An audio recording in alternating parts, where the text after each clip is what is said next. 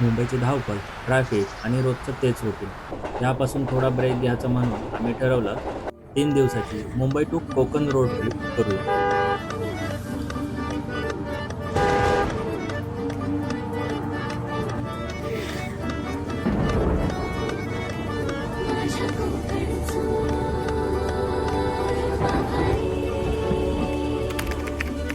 सगळं रेडी करून आम्ही कार घेऊन कोस्टर रोडने कोकणच्या दिशेने निघालो.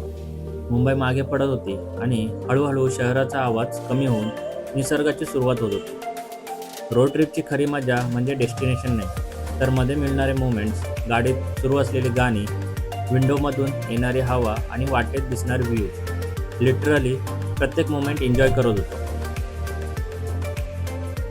पुढे आम्ही नाश्ता करून प्रवासाला सुरुवात केली. कोस्टर रोडवर ड्राईव्ह करताना एक वेगळीच वाईब येते. एका बाजूला डोंगर, दुसऱ्या बाजूला झाडं आणि लांब पसरलेला road. Perfect road trip feeling.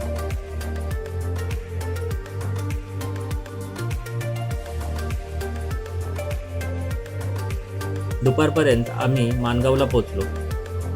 मग तिथे एका लोकल हॉटेलमध्ये थांबून मस्त कोकणी स्टाईल. आम्ही माणगावात पोहोचलो आणि दुपारी आमचं जेवण झालं आहे. तुम्ही जर मुंबईपासून येत असाल तर पहिला माणगाव स्टॉप घ्या आणि हा बघा हा हॉटेल आहे.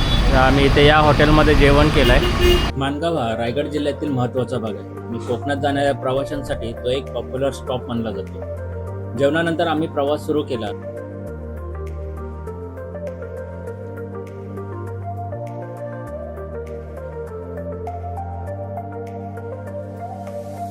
रस्त्यात एका छोट्याशा ठिकाणी लिंबू सरबत प्यायला थांबलो आणि तेवढ्याच समोरून रेल्वे ट्रॅकवरून एक ट्रेन जोरात पास झाली.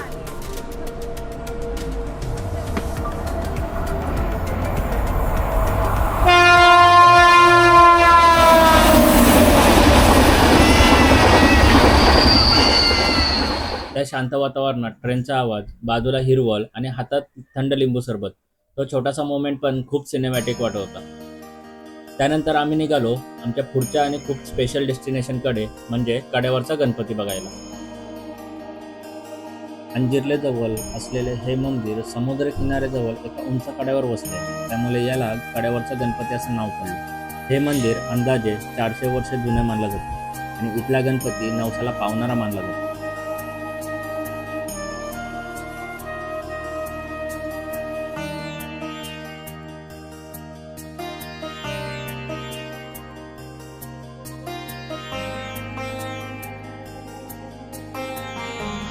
मंदिरात पाया पडल्यानंतर तुम्हाला गणपतीची पावलं बघायची असतील तर तिथून राईट साईडमधून बाहेर निघून थोडं 2 मिनटं चालायचं आहे, तर तिथे भेटेल तुम्हाला बघायला.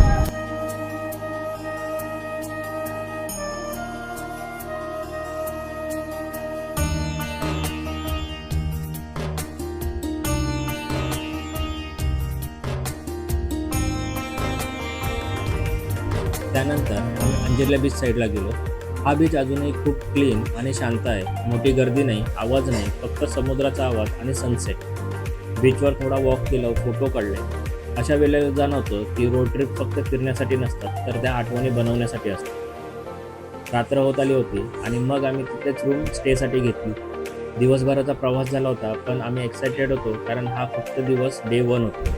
अशा प्रकारे आमच्या मुंबई टू कोकण ट्रिपचा पहिला दिवस पूर्ण झाला. पुढे अजूनही खूप सुंदर बीचेस, टेम्पल्स आणि कोकणातले हिडन स्पॉट एक्सप्लोअर करायचे होते. तर पुढचा भाग पाहायला विसरू नका आणि अशा ट्रॅव्हल जर्नीसाठी आम्हाला सबस्क्राईब जरूर करा.